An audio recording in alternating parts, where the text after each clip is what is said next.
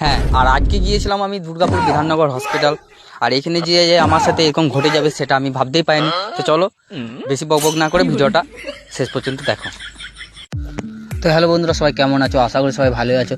তো আমি গিয়েছিলাম আজকে দুর্গাপুর বিধাননগর হসপিটাল। দেখতেই পাচ্ছ তোমার সামনের গেটের থেকেই শুরু করছি ভিডিওটা। তো আজকে গিয়েছিলাম কারণ এখানে আমার ভাইয়ের খুব শরীর খারাপ, তাই আমি বিধাননগর হসপিটাল গিয়েছিলাম ভাইকে দেখাতে।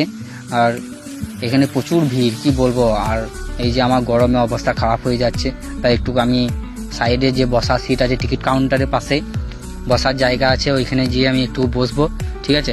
আর এইদিকে দেখো কত ভিড়, দেখো তোমাদেরকে দেখাচ্ছি। দেখো এই যে দেখতেই পাচ্ছ কত ভিড়, লাইন দিয়ে আছে। আর এখন আমি বসে বসে বোরিং হয়ে যাচ্ছি, তো কি আর করা যাবে, চলো খানিক্ষণ আমার সাথে গল্পটা করো। আর আমার দাড়িগুলো খুব বড় হয়ে গেছে, দেখতেই পাচ্ছ তোমরা। আর এখন একটা নতুন বিল্ডিং হয়েছে বিধাননগরে, দেখতে পাচ্ছ এই দিয়ে পেছন দিকে, দেখে নাও। এইখানে ডাক্তার এখন দেখবে এখানে ভাইকে, তারপর তোমাদেরকে দেখাচ্ছি, ঠিক আছে। এখন অনেক মানুষের ভিড়, আর এখানে একটা মন্দিরও আছে, দেখে নাও এই যে বিল্ডিংটা। চলো আমি সামনে যাই, তারপর তোমাদেরকে দেখাচ্ছি। তো এই যে দেখতে পাচ্ছ কত ভিড় এখানে। কিছুক্ষণ আগে এত ভিড় ছিল বলার বাইরে, কি আর বলবো তোমাদেরকে।